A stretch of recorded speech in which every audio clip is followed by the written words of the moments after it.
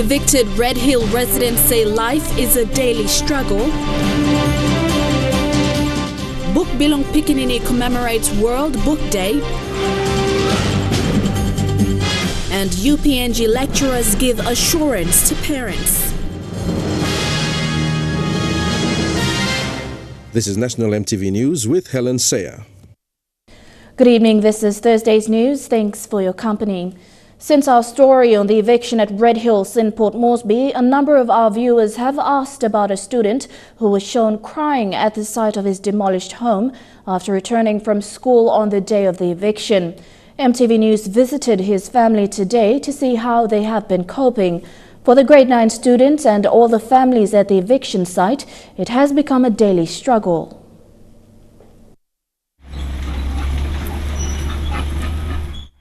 It's this footage captured on the day of the eviction. Tokarara grade 9 student Raiden Repano sits and looks helplessly at the side of his demolished home, overcome with emotion. We were able to capture his family scrambling to pack what they could before the excavator made its way through Raiden's home. This morning, Raiden explained how he felt that afternoon.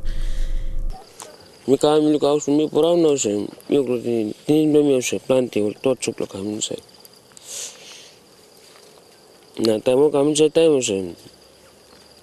Mira sa ako mi like sleep for good house na ako mi afford lo go to school la. Me no feel comfortable lo sa go to school. Lo mo extra me to me no finishing na. Me have good pastor lo sta in the house na making. Na me no anbelo sa eviction kama pisap. His mum Maria shows us where they now stay. What used to be their canteen that provided income for the family that resided in the area since 2011.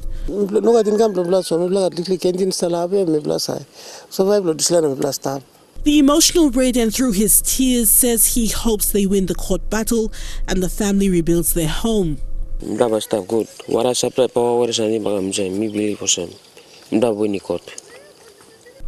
While we spoke with Braden's family, Ata Aluo approached us asking if we could see her family also.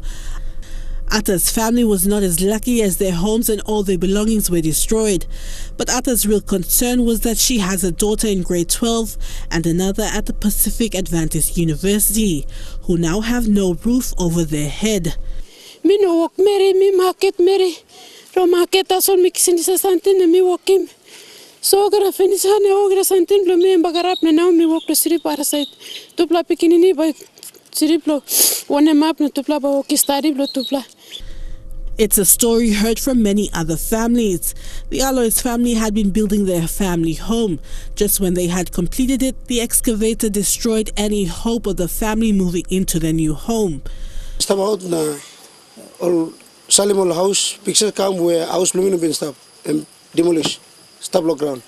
So me losing work na 3 days me come down loya. Me looking mo sa mo something I'm out. I was me working again and me no na blocking one something risla. The Lands Department is expected to have a report in place, and if the eviction is deemed illegal, it comes at a cost of hundreds of families having to rebuild their lives from nothing. Adelaide Sirks Kari, National EMTV News.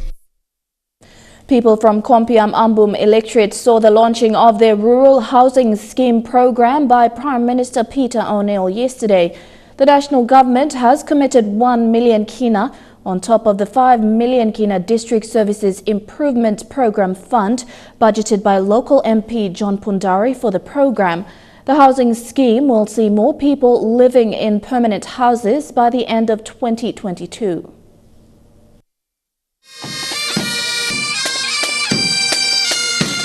Prime Minister Peter O'Neill and Kompiam Ambum MP John Pundari finally launched the Rural Housing Scheme Rollout Program in Kompiam yesterday. 76 portable Lucas sawmills were also given to the 76 council wards in the electorate to chop down their own trees to make timber. Kompiam Ambum District Development Authority will provide each family roofing iron, plywood, floorings and tougher tanks to build their homes. Pundari, who is also the Environment and Conservation Minister, urged families to plant new trees to replace the ones they chopped down for timber. Housing policy is for the small people. On top of that, the national government pledged 1 million kina to the housing program, 2 million kina to Kompiam Hospital upgrade programs, 5 million kina to health centers in Kompiam Ambum Electorate, 10 million kina to Wabek Monokam Road, 1 million kina to Kompiam Bayo Road, and 5 million kina to Wabek Ambum Road. The Prime Minister assured the people of Enga Province that by 2030, PNG should have reliable power supply. Play investment law government. Law making sure service come down house line. That's the rural housing program may important. Because embassy is sindan one family. Kompiam Ambum's 5-year development plan has seen the allocation of 1.5 million kina from its DSIP to PNG Power to connect power to all of Kompiam Ambum.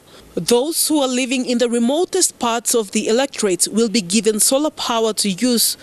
Pundari said all these are to add value and quality to the standard of living in his electorate. I think you must add in value, na quality of life belong all family belong you me inside this district. We are a poor district, we are a big district, we are an isolated district, rugged terrain, geographical nature of this district, and must have make him easy developing.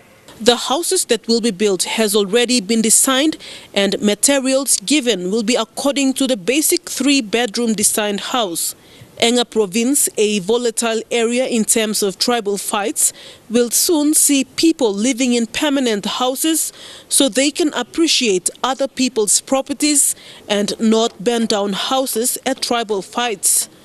Vasinata Yama, National EMTV News, Mount Hagen. Bougainville Piccaninny and Theatre Stationery today hosted a small but significant event to commemorate World Book Day. Speaking at the World Book Day event, Bougainville Piccaninny Ambassador Linda Babao O'Neill highlighted the importance of books, saying it is vital for the growth and development of all children. World Book Day is commemorated throughout the world on the 7th of March, while some countries celebrate the day on the 23rd of April. Giant Taro. Bougainville Piccaninny, in celebrating the World Book Day today, aims at promoting the importance of reading and sharing stories with children. Today's event saw children of very young age reading books to each other and adults reading and sharing stories with children. Speaking at the event today, Bougainville Piccaninny Ambassador Linda Babao O'Neill spoke of the importance of book. She encouraged children to read more books as it is important for their brain development. Especially for disadvantaged children, books are extremely important because it gives them a way to escape the realities of what's happening in their life, and also giving them the realization that they're not stuck there and that they can move on, and there's much more better things out there. Bougainville Piccaninny Library and Bookshop is a treasure trove of books to take home for adults and children, and as a mission to see an increase in literacy rates in the country. Theatre Stationery has been a major sponsor of the Bougainville Piccaninny to see this mission a reality. They also have a library and bookshop in Theatre Stationery with varieties of books for children. In celebrating the World Book Day today, Theatre has also placed a bin in the stationery for people to donate books. We also have this bookstore here, which you can come in and you're very welcome to sit here and read with your children if you like. We have this area set up that you can purchase the books, and they're very cheap, and that money goes towards Bougainville Piccaninny as well. Apart from celebrating the World Book Day today, Bougainville Piccaninny has also other plans for children this year. Bougainville Piccaninny Marketing Manager Elizabeth Omery says this year they will also be celebrating the National Book Week and National Literacy Week to promote the importance of book to children. We have other little events that are also observed in our library. So right now, as I'm speaking, our children in the libraries are creating little books for themselves to take back home, because we want them to fully understand what a book is and the role it plays in their lives. Bougainville Pikinini also thanked Theodist for their generous support every year and look forward to work together with them to provide valuable learning opportunities for children in the country. Rayon Lakingu National, EMTV News. The National Court in Kokopo has dismissed a forest clearing authority after it found flaws in how its license was granted. The forest clearing has been taking place for more than 2 years in the remote Lasul Barning LLG of East New Britain province. This is the first time the court has ruled in favor of traditional landowners over foreign developers. In 2018, a court proceeding was filed on behalf of Simkade Holdings Limited and 5 other principal landowners who are part of a forest management authority in the Lasul Barning LLG. The plaintiff challenged the Forest Clearing Authority license, which was granted in 2016 to Dan Anenge Resource Development Limited, a landowner group within the ILG. Deng Anenge Resource Development Limited later brought in its own developer, KK Connections Limited, a Malaysian company specialized in logging and road building.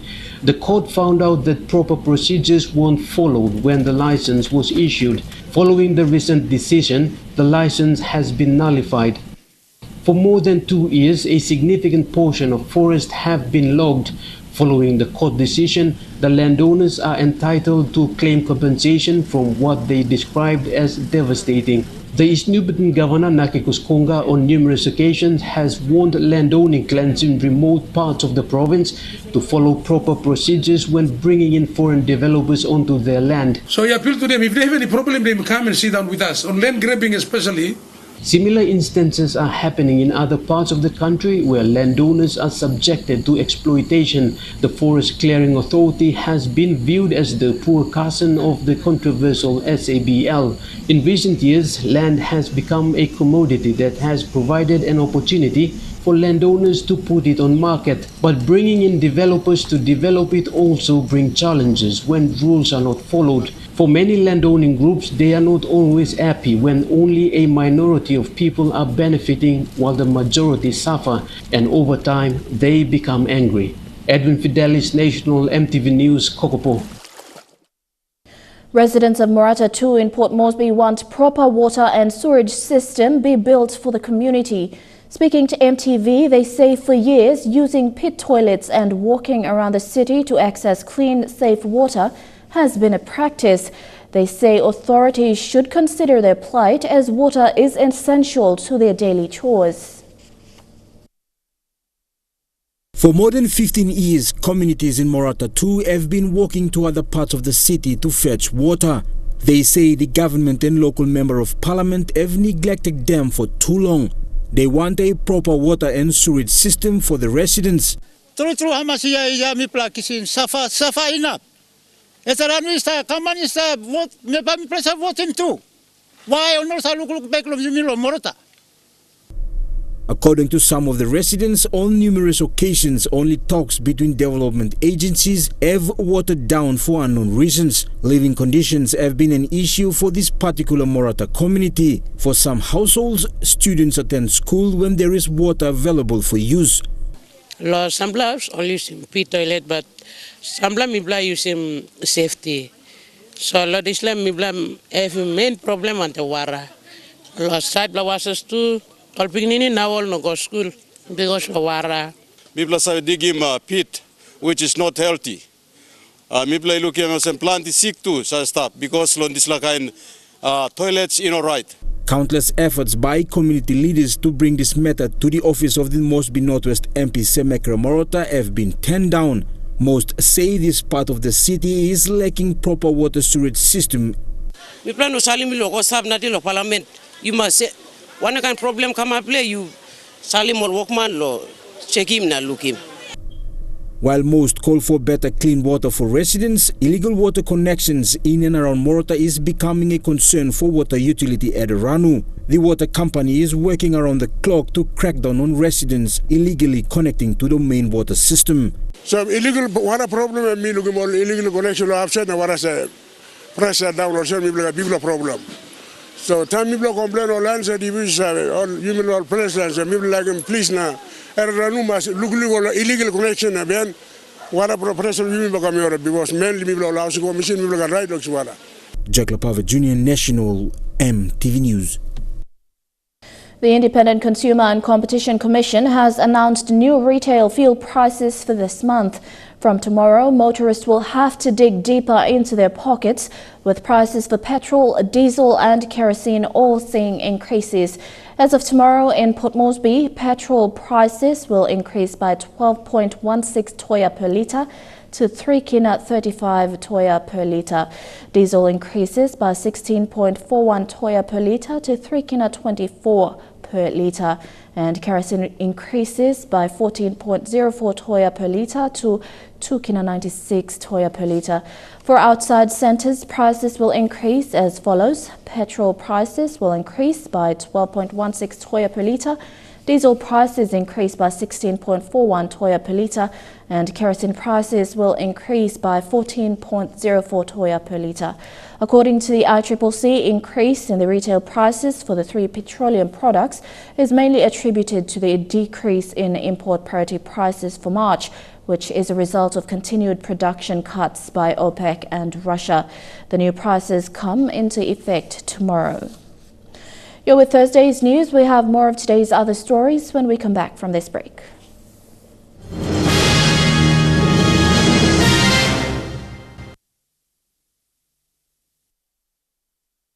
Welcome back. In Port Moresby today, a new partnership was formed today between two secondary schools and KPMG. As part of the company's corporate citizenship program, KPMG donated furniture to Badihagwa and Tokarara secondary schools respectively. KPMG says this donation is the first of continued support to schools.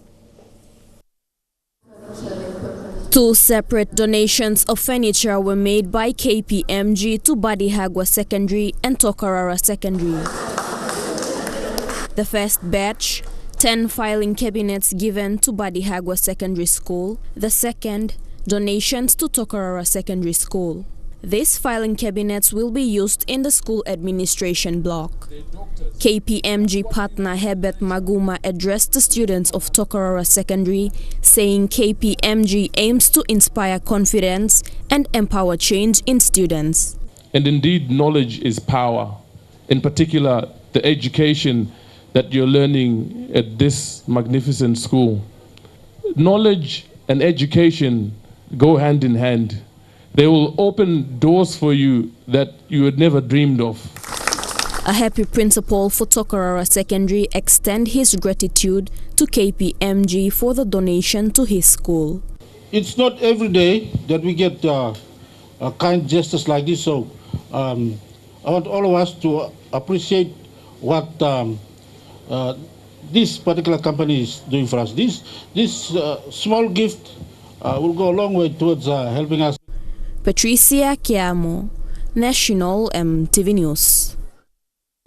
More students are likely to suffer from blurred vision with the excessive use of mobile phones, laptops and television.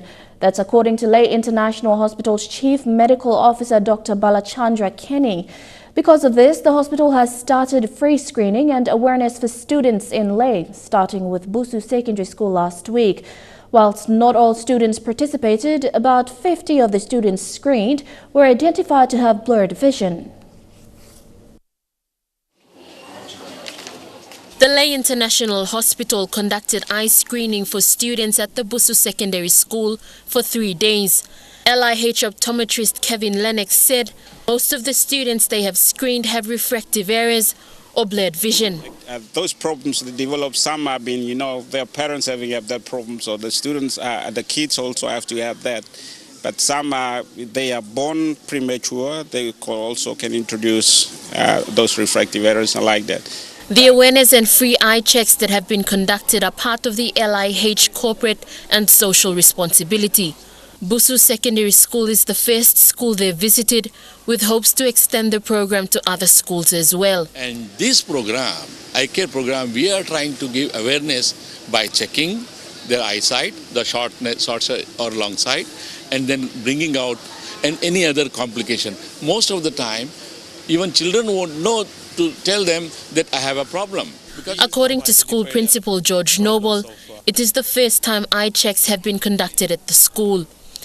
He said not many students and their parents can be able to afford eye checks. We have identified problems of eyesight. It is a major issue in our school. What we usually do is arranging the chair and table closer to the blackboard so that they can see a little more clearly. But I would like to say a big thank you for LIH for coming down to help. A representative from LIH said, however, there needs to be support from other corporate agencies, including the provincial government, to roll out the program to other schools as well. Lucy Kopana, National EMTV News, Leh. Some road sections in Leh are currently undergoing upgrades after years of neglect. A junction along Malaita Street in the Papuan compound is one of these sections that was fixed and opened today. Charlene Airy with this report. After almost 25 years, this section of the Malaita Road was upgraded and opened today. What was once a road full of potholes is now a permanently paved junction. The project cost 499,000 kina and was funded through the Leh City Authority and the provincial government. Leh District Administrator Robin Callistus said the LCA's aim was to do permanent upgrades so they would last longer. When we have heavy trucks moving containers and driving through the junctions, they cause frictions and it causes a lot of potholes. The City Authority is currently upgrading roads and sections within Leh City that have been neglected for many years. One of these projects is a section of the Independence Drive between Unitec and Tent City. These recent upgrades are part of the authority's plan to improve the infrastructure within Leh. This is the first time we've now done the junction at Papua compound, Malaita junction. It's costing us 499,000 to do this. It's a very significant cost, big cost, but it will last for a long time. Leh City, also known as the Pothole City, has lived up to its name for many years. This is evident in most streets and sections within the city. This has started changing with the City Authority's infrastructure development plans. Charlene Airy, National EMTV News, Leh. Australia's High Commissioner to Papua New Guinea, Bruce Davis, recently revisited Nuku District in West Sepik to see the progress of various programs supported through the Papua New Guinea-Australia Partnership. High Commissioner Davies travelled with local Member of Parliament Joe Sungi to achieve development objectives. A significant project is with the Nuku Council of Women to rehabilitate the Women's Resource Centre. High Commissioner Davies also visited East Sepik and met with Governor Alan Bird to discuss other diverse projects in the Sepik region. The visit is the third in the Sepik region. Transparency International PNG says the Minister of Higher Education, Research, Science and Technology, Pila Ningi, must immediately inform the public on the selection and vetting process used to appoint members to the Interim Council of the University of Papua New Guinea. TRPNG stands by the belief that citizens of PNG hold the higher education in the highest regard and deserve a clear and open response from the Minister with regards to the way in which the Interim Council was appointed. TIPNG says the Minister has been given extra powers that allow him to hire and fire senior officers at will. TIPNG's call is that he makes public the appointment process used in the interest of transparency, and that the University of Papua New Guinea is a public institution that should be open and transparent in its management both to the general public and to the staff and students of UPNG. All staff at the University of Papua New Guinea today went back to normal duties after several days of boycott. This comes after the Prime Minister and the Minister for Higher Education made a commitment that the National Executive Council will appoint a new University Council and a Vice-Chancellor to deal with all issues at the university. In a media conference this afternoon, acting president of the National Academic Staff Association assured all parents and stakeholders that classes have resumed and all staff are back to their normal duties. The stakeholders and the fee-paying sponsors, individuals throughout the country, that classes have resumed. We started class today 7:45 a.m. We promised the Chief Secretary and the Minister responsible yesterday that we would resume class, and we did exactly that. Everything is back to normal. A stevedoring company in Port Moresby has donated 3 buses to the communities of Tatana and Baruni. International Container Terminal Servicing Corporation Chief Executive Anil Singh says the buses are to help with community transport. Singh said while most of the company's staff are from the 2 communities, giving back is an appreciation by the firm. The buses will help transport staff and help the villagers to move in and out of the city. We want to bring about more. And this initiative of getting the community involved with spin-off businesses so that they can generate some revenue to be able to do some good work for the community. And believe me, this is not money not to be frittered away, but to be used for creativity and more businesses.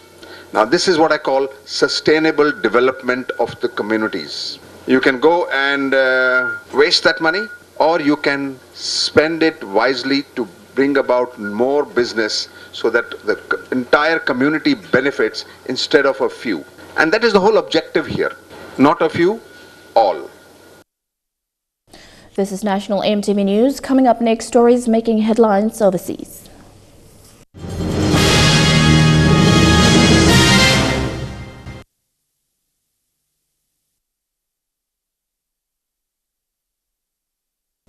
Welcome back to National EMTV News. Turning overseas now, American R&B star R. Kelly has been arrested just hours after lashing out against sexual abuse allegations in a fiery TV interview.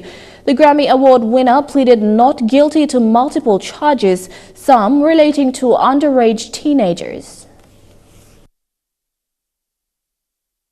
Tonight, embattled R&B singer R. Kelly back in custody after failing to pay $161,000 in child support. Kelly already charged with 10 counts of criminal sexual abuse. 3 of those alleged victims, minors. This is not about music! His arrest comes just hours after an explosive interview on CBS where he denied all allegations of sexual misconduct. Have you ever had sex with anyone under the age of 17? No. Never? No. I have been assassinated. I have been buried alive.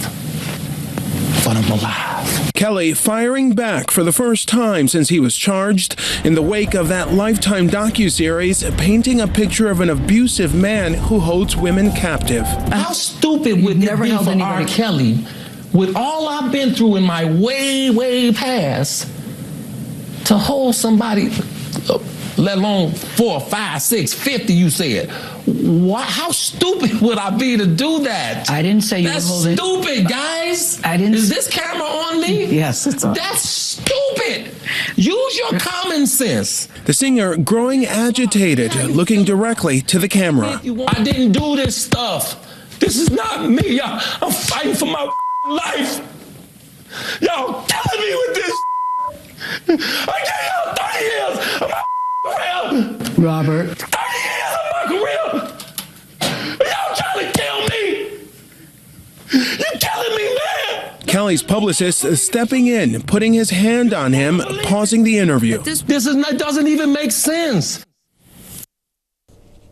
Anti-Michael Jackson sentiment is spreading in the wake of a controversial documentary detailing claims of abuse by the late pop star. Radio stations in both hemispheres have dropped his music, and now advertisers are avoiding association too. A decade after his death, the spotlight is back on the King of Pop, with two men claiming in a new documentary they were sexually abused by Michael Jackson. Once the abuse started, within that first week, every night that I was with him, there was abuse. Leaving Neverland detailing disturbing stories from the two men who once testified in support of Jackson. He was acquitted in 2005 of child molestation charges of another child, but the HBO documentaries prompted New Zealand DJs to drop his music. I was almost looking forward to playing more of the classics as they become songs that people grew in respect for, but it's just a no-go area now. But it's not just radio stations feeling uneasy. Finding Neverland is set to air on TVNZ on Sunday and Monday evening, but some advertisers have decided they don't want their ads to screen during the documentary. James Safechuck and Wade Robson describe meeting Jackson before the alleged grooming. At the same time, the sexual relationship is growing. He's working on pushing you away from your parents. Why do you think they're coming forward now? Money. You think it's all about money? It's all about money. It's always been about money. I hate to say it when it's my uncle. It's almost like they see a blank check. Jackson fans have protested the documentary in London, and while Sony's distribution rights could take a hit, online streams of Jackson's music may in fact benefit. In the days before a documentary about R. Kelly, the number of streams for the artist rose more than 100%. I think most people are still okay with compartmentalizing, like, maybe he did this, maybe he didn't, but I still want to enjoy Billie Jean. I find it hard, particularly with music, to separate the art from the artist when you're listening to the artist's voice. A voice and a legacy that continues to come under scrutiny. The Kiwi mother of an ISIS fighter says Mark Taylor should be allowed back home. Carolina Dam's son was killed 4 years ago after he was radicalized and fought in Syria. It comes as the New Zealand government signals little appetite to pay for Taylor to return. This Kiwi jihadi wants to come home, and one person thinks he should be allowed. If I had the chance to get my son Lucas home, I would definitely want him home as well. Carolina Dam's 18-year-old son was also radicalised. He died fighting in Syria in 2014. A New Zealander living in Denmark, she says once someone is brainwashed, they need years of psychological help to get back on track. Other countries use de-radicalisation programs. I think he would benefit. I think truly he would. But if you think, just prosecuting him, putting him in jail, and then he would, some way be re-socialised and back into the community, that's pretty naive. But first, he'd have to make it back to New Zealand, and the Prime Minister seems to have no political appetite to use taxpayer money to get him home. We do not have consular support in Syria. Of course, if Mr Taylor wished to travel, he would need to have the documentation to do that, and he would need to be able to ascertain that himself. Mark Taylor had this to say in a new interview with Middle East website The National. I asked the government to help me, and then eventually they just stabbed me in my back. Stabbed you in the back? Well, it feels like they stabbed me in the back. Well, I thought I was under the impression that at least they could come here and take me out of here. One News has spoken to relatives of Taylor this week, and today a family member told us he's unlikely to get their financial support. None of us condone what he did in any way, shape or form. And we think he's made his bed, he's got a lie in it. A man he describes as gullible with a sense of entitlement. A New Zealand toy maker company has released its first ever Maori Barbie doll, but fans of the doll will have trouble getting their hands on it. While Barbies had the same boyfriend, there have been many outfits and careers. Now 1 billion dolls on, there's the first Māori Barbie. My sons were pretty stoked, they're 8 and 9. They've been singing I'm a Barbie Girl. Toy company Mattel celebrating Barbie's 60th birthday by honouring 20 global role models, including Kiwi Melody Robinson. It's about being the first woman to have been hired full-time as a rugby commentator, which wasn't particularly easy when I started out. It is a new kind of day, and certainly as a doll that represents a female, it's really important to have a positive message. No heels in a sensible pantsuit, she's proud of it. You never wear high heels to a rugby pitch, and I'm Māori, I've got curly hair. As a white doll, Barbie often came in cultural drag. This collector says she's been waiting forever for an Indigenous doll. I just need to show you a couple. So long, her friend made her one. I'm pretty excited about it. As you probably can see, I have a particular love about ethnic Barbies. Melody Robinson now joins the stable, which includes this Kenyan Barbie, this fashionista, and other dolls of colour. But there's a big difference. The ex-Black Ferns Barbie won't be available for purchase. It's a one-off. That's incredibly sad. Do you know, I didn't realise that. Do you know what I mean? I thought she would be mass-produced. She's considering starting a petition to get the Melody version sold here. I had a blonde, blue-eyed Barbie, and I used to think that I had superpowers so I could change myself into a blonde, blue-eyed girl. How about that? No special powers required now for this role model. Now imagine not being able to recognise your own reflection in the mirror. That's life for people with total face blindness, a brain disorder which means you can't recognize any face. Meeting your partner in a coffee shop should be a piece of cake.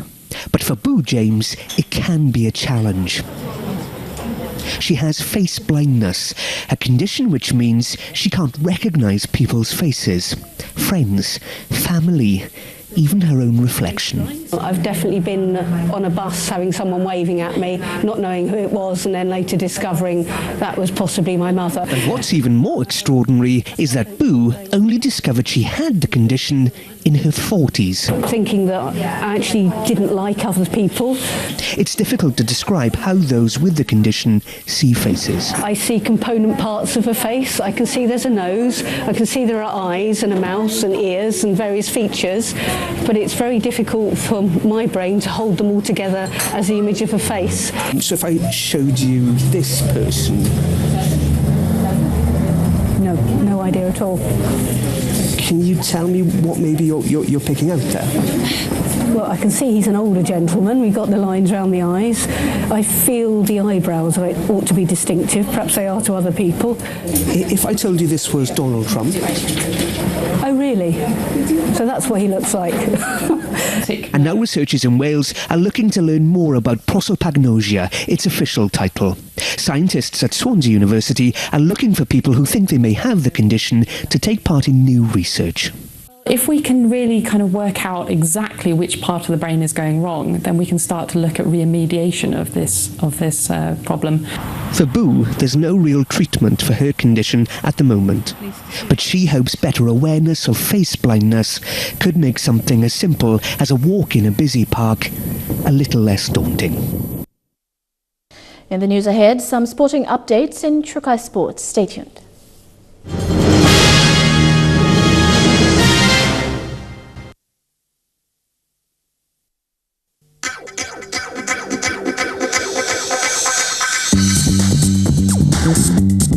Trukai Sports.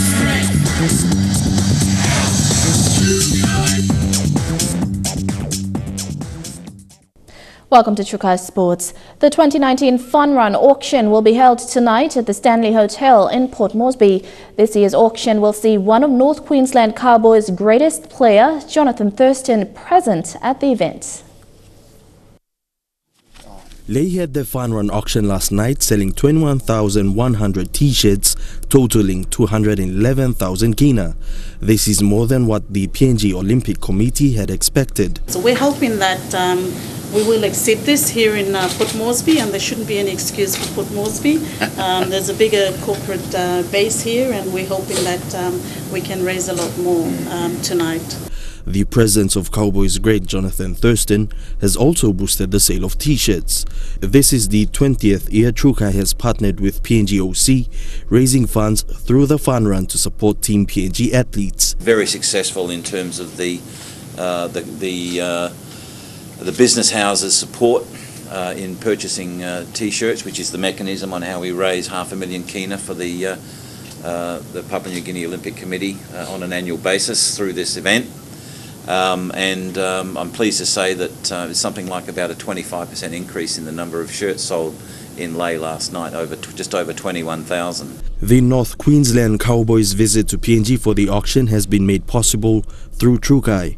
Trukai has sponsored the Cowboys for 11 years, building a good relationship with the club, making it possible for players like Thurston to visit the country. Trukai and their people, that we were able to bring people like Jonathan Thurston, Brent Tate, Matthew Scott to the people of Papua New Guinea. It's a credit to them, it's a credit to the people of Papua New Guinea, and it's certainly something that we're very proud of. It's been a while since Thurston was in PNG. He last visited the country in 2002, playing with the Junior Kangaroos. Thurston is delighted to be in the country and to be part of the 2019 Trukai auction. He says it is part of the team's core values to give back to the community, and what better way to visit PNG to help sell t-shirts to raise funds for Team PNG. It's based on a set of values that we both share. The Cowboys are a community-owned club, owned by its members, and Trukai like that in a similar way, where they work for the people and give back to the people of PNG. So the synergies between the two organisations are really great, and we're very happy that we can continue this partnership into the future. Elijah Levet, National EMTV Sports. Trukai Sports continues with more after the break. Don't go away. Trukai Sports. Welcome back to Trukai Sports. 2015 Pacific Games boxing gold medalist Debbie Kaura will not be defending her title at this year's Pacific Games in Samoa, as Kaura is now heavily involved with rugby union. In an interview with EMTV, she encouraged her fans to never give up on their dreams, but rather work hard and pursue your goals in life. Godwin Eki with this report. Now focusing on rugby union, PNG Palai's Debbie Kaura announced in a recent interview that she won't be defending her 2015 Pacific Games gold medal. She says not defending her title at this year's Pacific Games is not what she had hoped for, but it is unfortunate she won't be defending her title in Samoa. I know a lot of women follow me in boxing as well. A lot of young women look up to me in boxing as well. For me, not being there to defend my title, that's something that I cannot control, because I haven't really taken part in boxing for the whole year. Her message to her fans is to never give up and always self-motivate to achieve your goals. If young girls are looking up to me, doesn't mean that if I go play another court, you sort of like the passion in what you want to do. Say if you're passionate about boxing, go for it. Don't stop. Don't just follow me because I'm actually doing this. You know, we're all different, and we need to understand that. Okay. Sometimes we need a lot of motivation to do things, but we need to also learn how to self-motivate ourselves. Meanwhile, Kaura says preparations to attend this year's Hong Kong Sevens tournament are going well. So we're pretty much we've had our camp the previous week ago. So the Brisbane girls and the coaches have left, and for the local girls we were still in training. So we've been in training for 2 weeks now, and then we start camp again, which is on the following week. The main aim of attending the tournament in Hong Kong will be to qualify into the World Sevens circuit. We've always wanted to qualify to be in the World Series, so that is our goal, to get to Hong Kong and get qualified. So it's pretty challenging for us. We've been there a couple of times, like getting into cup quarters, and we've failed like I think 4 times already. But this year it should be different. Godwin Eki, National EMTV Sports. And that ends Trukai Sports. I'll be back with the weather details for the next 24 hours. Trukai Sports.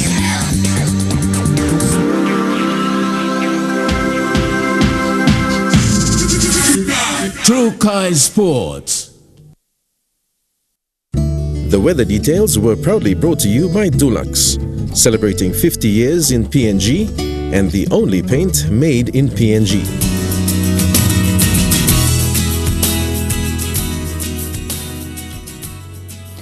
A look at the weather forecast for tonight and tomorrow. In the southern region, cloudy weather with a few showers tonight in Port Moresby and Alotau. In Daru, mostly fine weather tonight.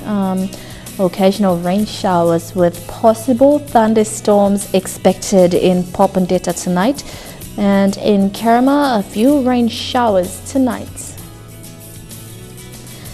In the Mombasa region, rain showers in late tonight. In Madang, cloudy periods with a few shower or two.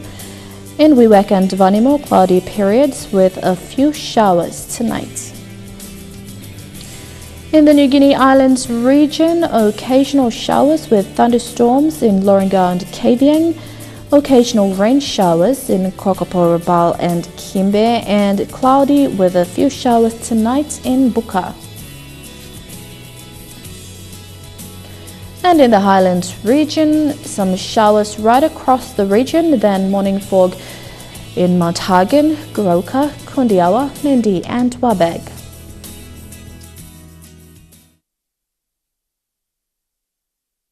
The weather details were proudly brought to you by Dulux, celebrating 50 years in PNG and the only paint made in PNG.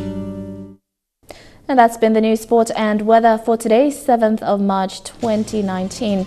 Have a pleasant evening. Take care. Good night.